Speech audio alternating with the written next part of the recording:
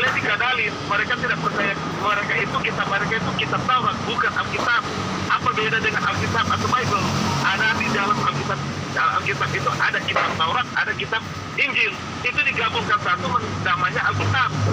Nah, si Yahudi itu tidak pernah tahu tentang Yesus. Nah, begitu juga saya tidak tahu jelas tentang Nabi Muhammad.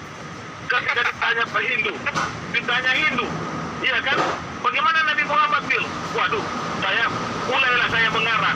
Pertama, ingat ya, kalau mau dikatakan bahwa persepsi Kristen dengan Hindu, saya kasih tahu. Abad pertama Thomas pergi ke India, keluarlah ayat daripada kitab Hindu. Tuhan tidak beranak dan tidak berayah. Kitab pertama yang membantah ketuhanan Yesus itu tertulis dalam kitab Al-Fakir. Itu jelas. Jadi jangan bilang kita sama dengan Hindu. Maaf. Saya rasa sekian dulu saya bicara, biar kalian paham. Ya, tanggapin lagi. Emang Jadi sejak silakan kapan? Umi untuk menanggapi, silakan. Oke. Emang sejak kapan bangsa Yahudi menganggap Yesus Tuhan? Ya kalian saja yang ngaku-ngaku bahwa Elohim itu ada, bahwa Hashem itu adalah Yesus. Tidak ada, tidak pernah Yahudi kayak begitu. Oke, selanjutnya biar Ishak deh yang menjawab. Silakan, Pak. Saya kapan ini admin? Ya bentar antrian dulu, antri habis ini kamu ya. Bro, Meme resen dulu biar tertib. Nggak bisa. Kalau dari perspektif Torah itu simple ya. Karena orang Israeli hanya diwajibkan kepada Torah, orang-orang yang convert kepada Torah juga diwajibkan hanya kepada Torah. Jadi memang sesembahan orang Israel atau Bani Israel itu hanya menyembah satu Tuhan. Satu, tidak terbagi, tidak ada saingannya, tidak ada sekutu baginya, dan dia adalah Hashem yang menciptakan alam semesta ini gitu. Jadi di dalam Torah tidak ada pengakuan bahwa Hashem itu membagikan kekuasaannya kepada entitas lain, apalagi entitas lain ini dituhankan gitu, tidak ada. Jadi yang dituhankan, disembah, diibadahi di dalam Torah itu hanya Hashem saja. Sebagaimana di dalam Islam yang diibadahi, yang dipertuhankan itu hanya Allah saja. Nah, ini Hashem ini tidak pernah lahir, tidak pernah mati, karena kalau yang mengalami kematian itu hanyalah manusia dan hewan dan tumbuhan. Sementara Hashem tidak bisa mati. Bagaimana cara membunuh Hashem? Tidak mungkin bisa. Hashem juga tidak akan mengalami penuaan, dan Hashem juga tidak bisa dikatakan tua atau muda, karena Hashem adalah omnipresence dan transcendence. Dan ini tidak bisa disamakan dengan makhluk ciptaannya, begitu. Jadi kalau berbicara mengenai Torah, adakah Trinitas di dalam Torah? Tidak ada. Adakah dibenarkan Trinitas menurut Torah? Juga tidak ada, sama sekali tidak ada. Jadi fokusnya ke situ. Masalah Kristen mau mempercayai Trinitas, menyembah Trinitas, itu terserah kalian gitu loh. Karena sama seperti kami juga tidak pernah memaksa orang lain untuk menjadi seperti kami, orang Hindu, orang Buddha, orang Islam, orang Kristen, terserah gitu. Cuman kalau disama-samakan jelas tidak sama, maka kami kan. Nah, kalau Kristen mau lebih sama, condongnya lebih sama kepada Weda, atau di dalam ajaran Weda itu ada dasa avatar atau 10 avatar yang adalah inkarnasi daripada Brahman. Brahman itu bukan Dewa Brahma, kalau Brahma itu beda lagi. Nah, Brahman itu adalah Tuhan yang transenden itu. Ketika dia ingin menjadi avatar, ya dia menjadi avatar di zaman yang berbeda-beda, yang selisihnya bisa jutaan tahun ke depan, seperti itu. Nah, jadi di dalam Torah memang tidak ada inkarnasi Hashem, teofani tidak ada. Ya, tiang awan ciptaan Hashem, tiang api ciptaan Hashem, angin yang bergerak di atas air menjadi ombak ciptaan Hashem. Jadi tidak ada segala sesuatu di alam semesta ini yang bukan ciptaan Hashem. Semuanya ciptaan Hashem. Hanya Hashem lah satu-satunya yang bukan ciptaan dan adalah pencipta dari segalanya. Itu aja dari saya. Terima kasih. Oke, terima kasih untuk tanggapannya Bro Yitzhak. Silakan yang kedua untuk Meme Dalmi. Meme silakan. Terima kasih atas waktunya. Pertama saya ingin menanggapi statement dari Yitzhak. Yitzhak ini punya kapasitas apa sehingga dia mengatakan bahwa Kristen ini, kepercayaan Kristen ini sama seperti Hindu dan Buddha? Apa kapasitas Anda? Anda bukan sebagai seorang Kristen. Anda tidak mempunyai hak. Itu yang pertama harus Anda pahami dulu. Yang kedua, perkataan Umi Dini bahwa Yitzhak ini ataupun orang Yahudi adalah pemilik kitab. kapan Yahweh itu menurunkan Torah itu hanya khusus kepada kaum Yahudi? Saya ingin bertanya itu, coba jelaskan. Siapa yang bisa jelaskan di sini? Oke, silakan untuk Bro Yitzhak untuk menanggapi pertanyaan dari Bebe Dalmi mungkin. Baik, jadi Torah diberikan oleh Hashem kepada Moshe untuk orang-orang Israel dan menjaganya, memilikinya dan hidup dalam kesuciannya. Jadi kalau di dalam Torah dikatakan Torah sivalano Moshe Morasha kehilat Yaakov, dan ayat ini artinya Torah adalah milik Israel dan bukan milik dari bangsa Kanaan, bangsa Moab, bangsa Hiti dan bangsa Amalek dan seterusnya. Itu mereka tidak memiliki Torah. Sampai hari ini Torah hanya dimiliki oleh Bani Israel. Kenapa Kristen bisa punya Torah? Karena tahun 70 Masehi orang-orang Romawi mencuri Torah dan menerjemahkannya ke dalam bahasa Latin dan juga bahasa Yunani, tetapi terjemahannya mengalami perversion atau mengalami korupsi di dalamnya. Jadi ada corruption di dalamnya dan sudah tidak valid untuk dipakai. Dan untuk belajar Torah itu tidak boleh belajar kepada pendeta Kristen, melainkan harus belajar kepada Kohanim Halawiyim, yang mereka adalah otoritas yang dikatakan di dalam Torah, yang mereka itu Wedarashta, yang mereka itu menjelaskan, dan mereka juga menjelaskan itu di tempat yang disebut Hammakom. Torah dijelaskan dari tempat yang autentik yang dipilih oleh Hashem, disebut Hammakom, bukan di sembarang tempat. Jadi kita harus belajar kepada orang-orang yang hidup di Israel, bukan orang-orang yang hidup di Roma, apalagi orang-orang yang hidup di Indonesia, Amerika, Eropa, bukan.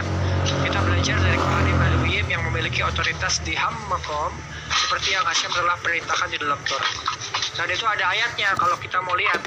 Untuk lebih jelasnya supaya saya nggak dibilang ngawur, saya tunjukkan lagi. Padahal tadi saya sudah bahas itu di awal, tapi kita akan buka lagi, nggak apa-apa.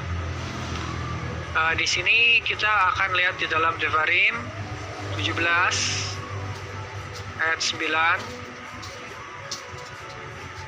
Ini berbicara Kohanim Halawiyim, ya. Kohanim Halawiyim dan Shofet. Shofet itu hakim, ya. Dan di sini dikatakan Asher yajidu laka min hammakom hahu, yang mereka akan berkata kepadamu dari tempat itu. Hammakom hahu.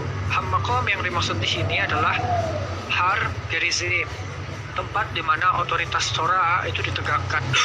Jadi Torah itu adalah milik orang-orang Israel, dan otoritas yang kita harus bertanya adalah Kohanim Halawiyim. Sama seperti kalau orang Islam ditanya otoritas Quran itu apa gitu, hadis, maka mereka akan menjawab para sahabat, dan mereka ajarannya bersambung sampai ke Muhammad. Jadi itu namanya otoritas di mana ajaran atau akidah Islam itu berdasar. Atau kalau mau bertanya tentang Islam pasti harus merujuk kepada tokoh-tokoh sahabat itu dan Muhammad sendiri. Nah, kalau di dalam Torah tokohnya adalah Kohanim Halawiyim, tempatnya disebut Hammakom. Seperti itu. Jadi orang Israel tidak akan percaya penjelasan orang Kristen karena orang Kristen bukan pemilik daripada Torah. Dan satu lagi yang saya mau kasih lihat, dan ini sangat penting sekali, saya kasih lihat dalam bahasa Indonesia sengaja. Kenapa? Karena di sini dikatakan seperti ini.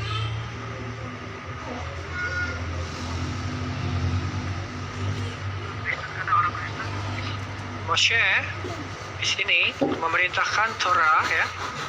Moshe memerintahkan Torah kepada kami, ya. Morasha kehilat Yaakov. Itu adalah suatu warisan daripada jemaat Yaakov atau komunitas Yaakov. Jadi Torah sivalana Moshe itu artinya Moshe dia telah memerintahkan kami Torah. Morasha kehilat Yaakov itu artinya adalah warisan daripada komunitas Yaakov. Seperti itu. Jadi Torah itu adalah milik daripada kehilat Yaakov, bukan milik daripada gereja Kristen, gereja Katolik, atau mungkin kalian menyebutnya apa itu dengan berbagai macam nama. Sama sekali bukan itu. Terima kasih. Oke, Boleh.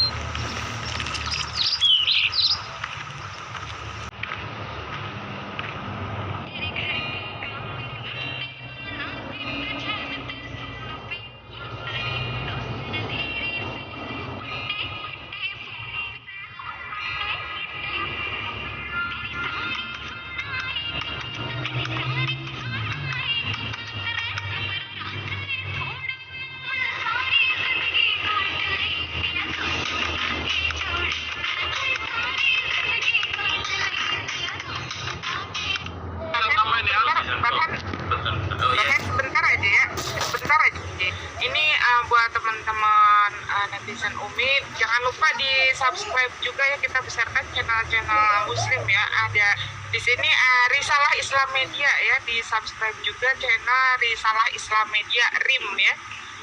Sama di subscribe juga channelnya Ishak bin Abraham. Oke. Oke, terima kasih. Terima kasih Bang Han. RIM ya, RIM nih. Ini ada di sini tulisannya Risalah Islam Media. Oke, terima kasih. Syukron Umi. Oke, terima kasih Umi. Tuhan, saya cuma tanggapi. Bentar, belum bisa. Karena ini banyaknya partisipan ya. Karena banyaknya partisipan. Bentar, saya bantah dulu bentar. Bentar Mimi. Sebentar saya atur ya. Bentar ya, sabar dulu ya.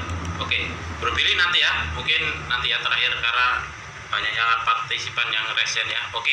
Silakan untuk Mimi Relmi sekali lagi untuk tanggapin singkat, cepat dan padat saja karena di sini masih banyak partisipan yang ingin bertanya kepada narasumber kita malam hari ini. Terima kasih. Silakan Mimi. Ya, terima kasih ya.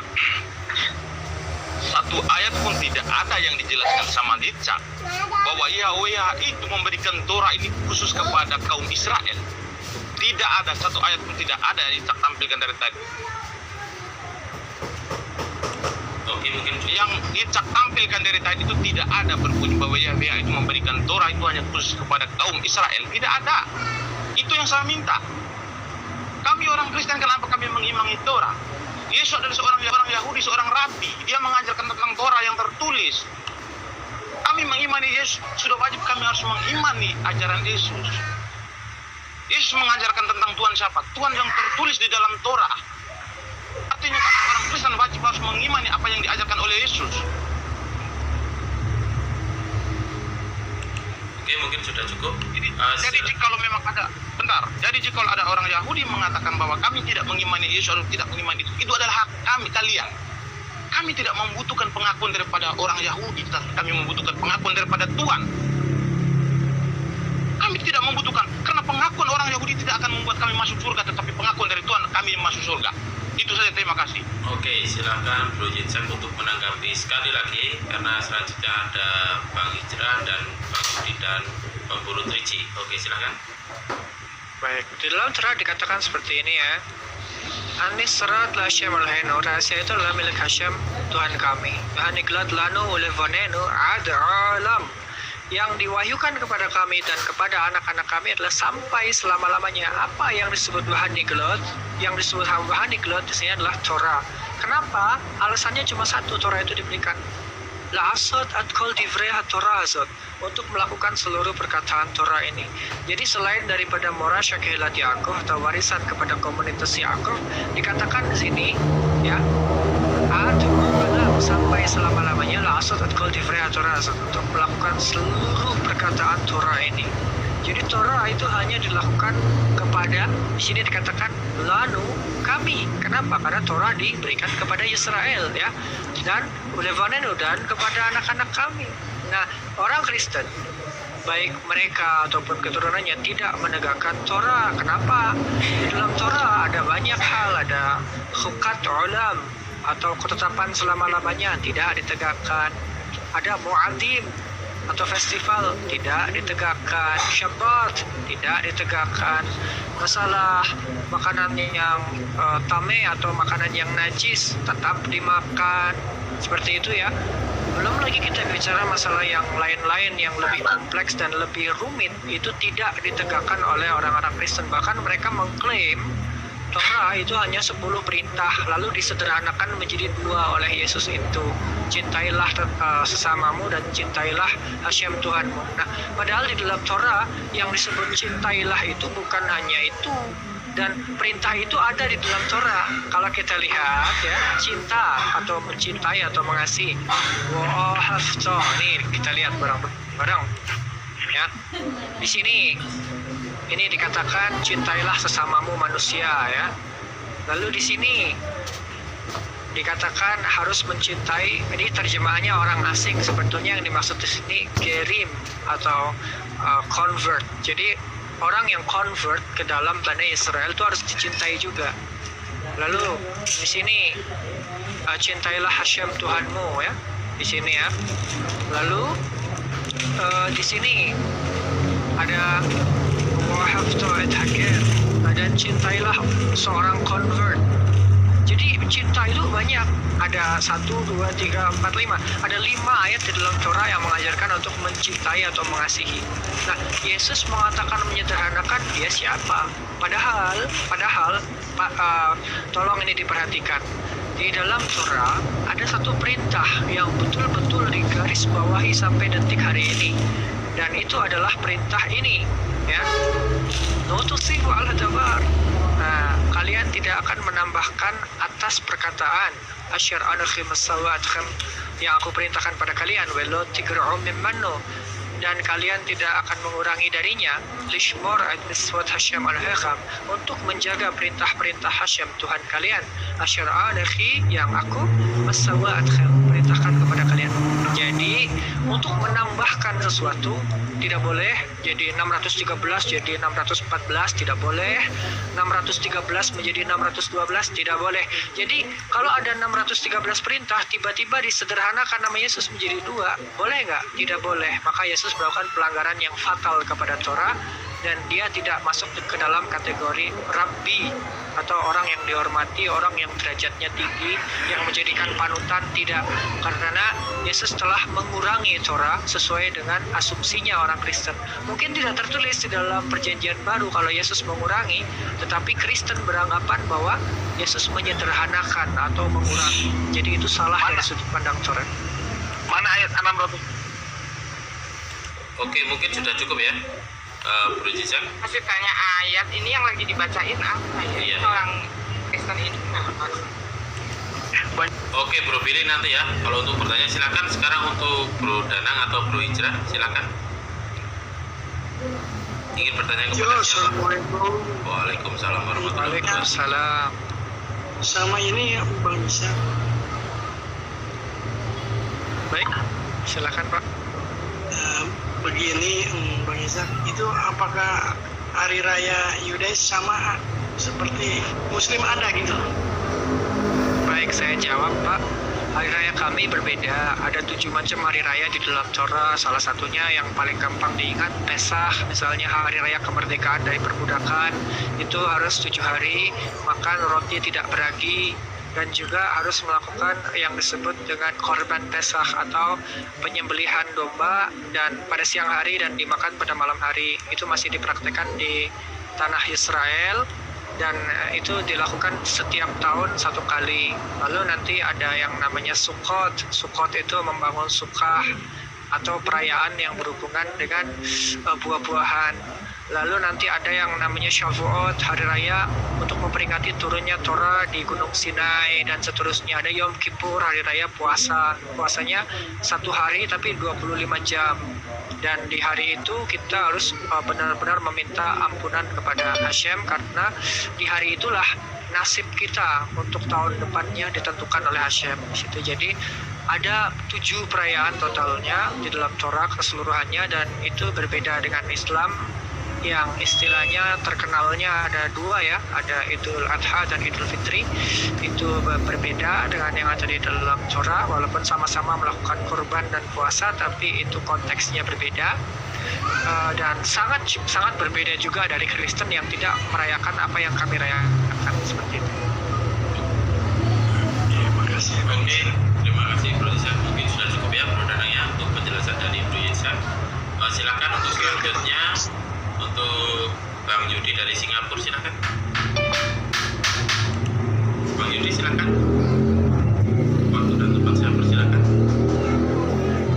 Bang Yudi. Bang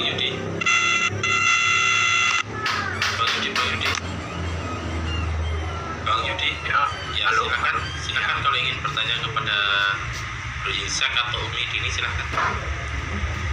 Ya, terima kasih ya. Saya ingin kejujurannya sama Bro Isa ini ya. Ini kan lagi-lagi yang dipertaruhkan namanya dia. Siapapun dia, orang Yahudi lah, orang mana lagi. Saya cuma pernah dengarkan videonya dia. Waktu itu dia pernah bilang Bro Isa ini 20 Desember sampai akhir bulan, waktu Indonesia pulang jadi Tokopedia. Tuhannya Bro Isa ini adalah zatnya. waktu itu ada live lagi. Bro Isa ini bilang Tuhannya bukan zat. Nah ini yang mana yang betul? Oke, terima kasih. Saya jelaskan ya. Oke, silakan.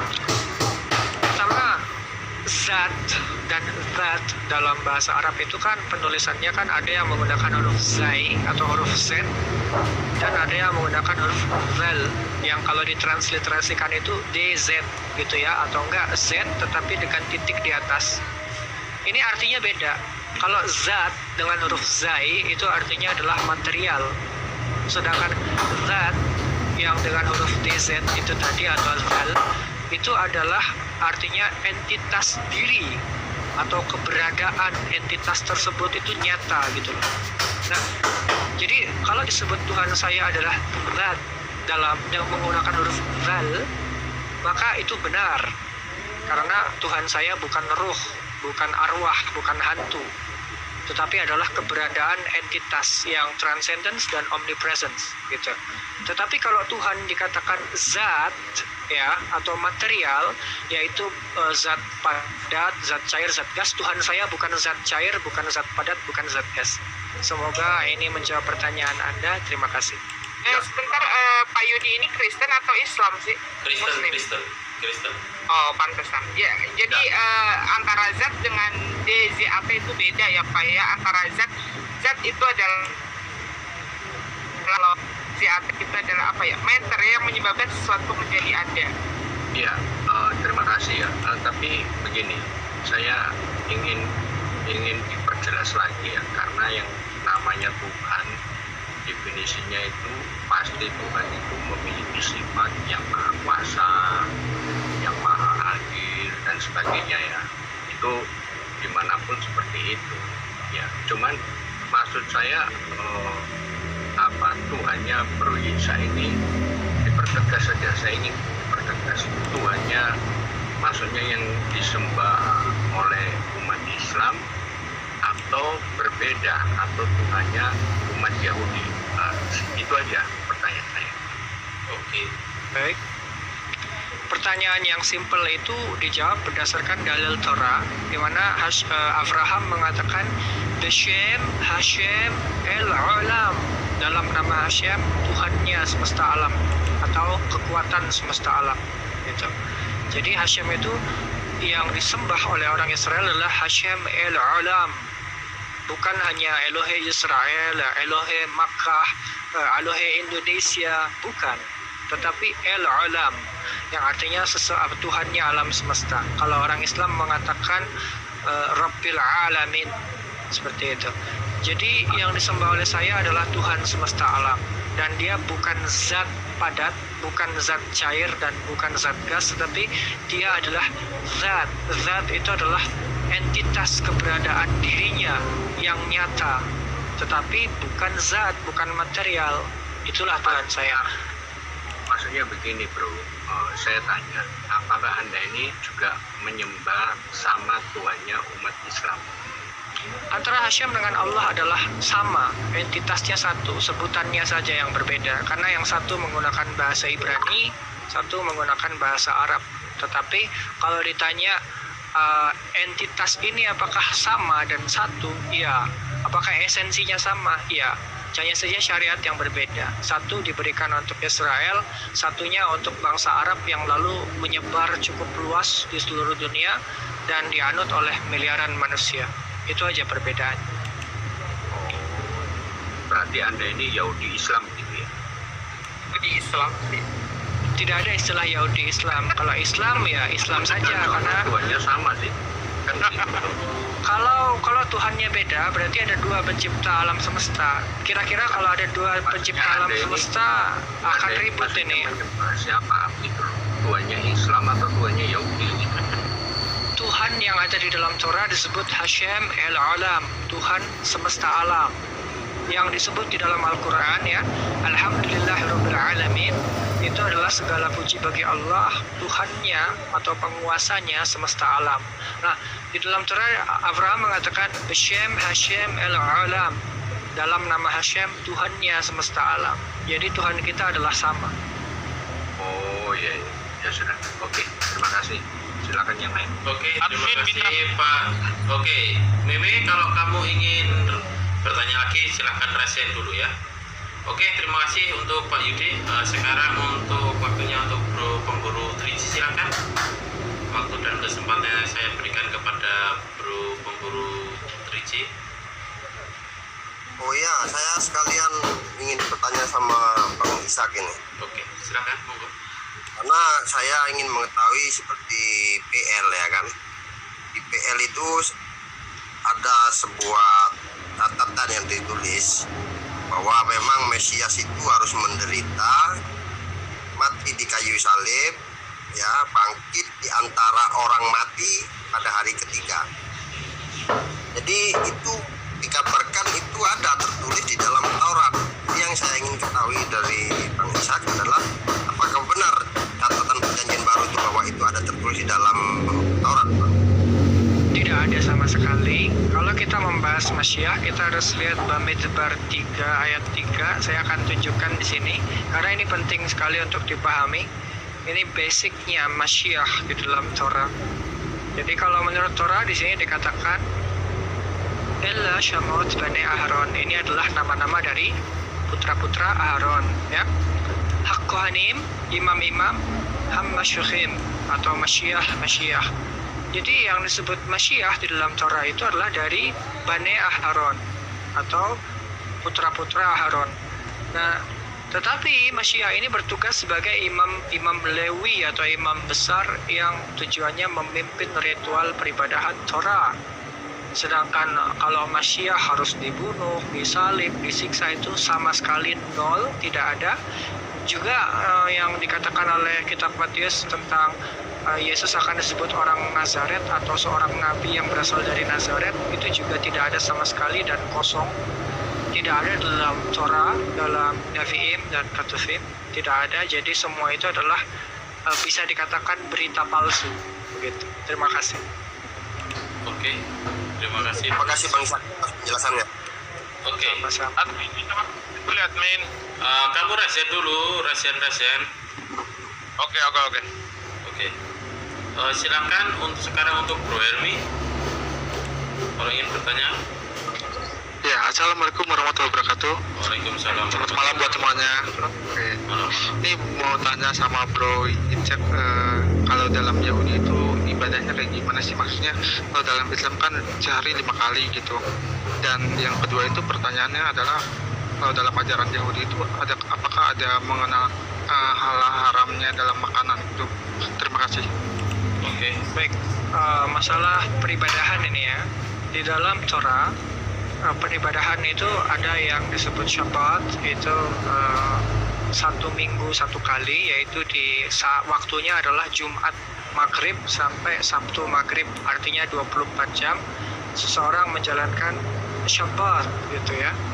Lalu kalau kita membahas mengenai peribadahan, itu juga ada Mu'adim atau festival yang dirayakan 7 hari raya tadi itu bagian dari peribadahan. Dan kalau peribadahan hariannya itu ada disebut tefillah. Tefillah itu kalau di Islam istilahnya sholat. Nah, sholatnya itu berapa kali? Nah, kalau menurut tradisi Israel Utara berdasarkan yang diajarkan Kohanim Halawiyim di Hammakom, di tempat yang dipilih oleh Hashem, itu adalah 2 kali, yaitu Aref petang dan Boker pagi. Tetapi kalau di Israel Selatan nambah lagi 1 di siang hari ekstra, seperti itu. Nah, apakah itu salah? Ya tidak juga, karena itu tidak ada perintah spesifik dalilnya di dalam Torah bahwa seseorang harus melakukan itu 2 kali. Tetapi itu adalah suatu Torah lisan yang memang sudah turun 3.600 tahun ke belakang. Jadi itu tetap dilakukan sampai hari ini sebagai wujud bahwa manusia ini bersyukur kepada Hashem yang menciptakannya dan juga memberinya kehidupan dan juga rezeki dan kesehatan, seperti itu. Nah, mengenai peribadahan mungkin ada beberapa hal yang saya contohkan dengan ilustrasi di sini karena ini sangat menarik untuk dilihat ya. Mungkin ini tidak diketahui oleh banyak orang, tapi saya akan kasih lihat. Di dalam tefillah atau sholatnya orang Israel yang 2 waktu tersebut atau 3 waktu tersebut itu ada yang disebut hishtahawaya atau disebut sujud. Sujudnya berbeda posisinya dengan orang Islam, terutama posisi tangan dan posisi kepalanya. Seperti itu. Posisi tangannya bisa kita lihat adalah seperti ini, berbeda dengan kalian.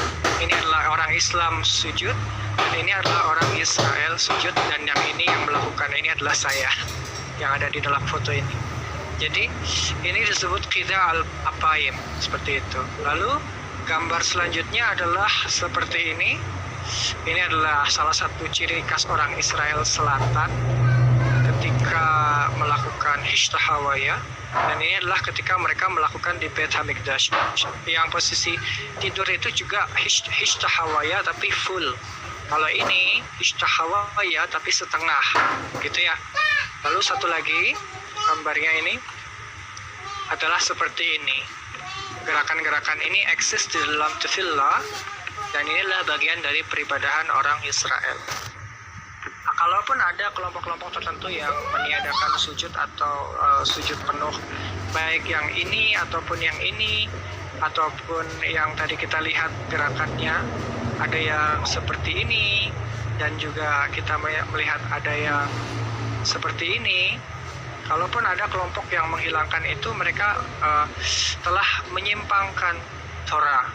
Dan sebetulnya kalau dibilang menyimpangkan tidak tepat juga, karena ada yang melakukan itu hanya setahun sekali di hari raya Yom Kippur, ada yang melakukan itu setiap hari. Itu aja perbedaannya. Tapi kalau kita membahas di dalam Torah, ada tidak cara peribadahan yang fix? Ada, dan itu ditentukan oleh orang Israel di Hammakom, atau tempat yang dipilih oleh Hashem dan disakralkan dan disucikan oleh Hashem untuk mengatur peribadahan Torah di sana. Begitu. Oke, terima kasih penjelasannya Bro Yitzhak. Untuk Bro Emil mungkin sudah paham ya dari penjelasan Bro Yitzhak. Ya, ini yang jadi pertanyaan itu yang mungkin temannya itu, apakah dalam Yahudi itu mengenal kata haramnya dalam makanan?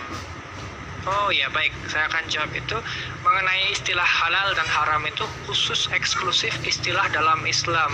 Kalau di dalam Torah istilahnya makanan itu tidak boleh dimakan kalau itu tame atau najis, dan makanan itu boleh dikonsumsi dan boleh dijadikan korbanot kalau ia tahor, bahasa Arabnya tahir, atau mungkin ada istilah tahara dan lain sebagainya itu. Nah, jadi mengenai makanan ada aturan, dan di dalam Torah aturannya jauh lebih ketat daripada aturan makanan yang dilarang di dalam Islam. Jadi kalau di kita seafood atau makanan laut itu tidak boleh kecuali ikan yang bersisik, seperti itu. Sedangkan di Islam udang, kepiting, cumi-cumi boleh dimakan. Tetapi saya pernah dengar di Islam tidak boleh memakan kepiting darat, atau mungkin yang dimaksud hewan yang bisa tinggal di 2 alam seperti kodok dan lain-lain itu, amfibi itu tidak boleh dimakan, saya pernah dengar.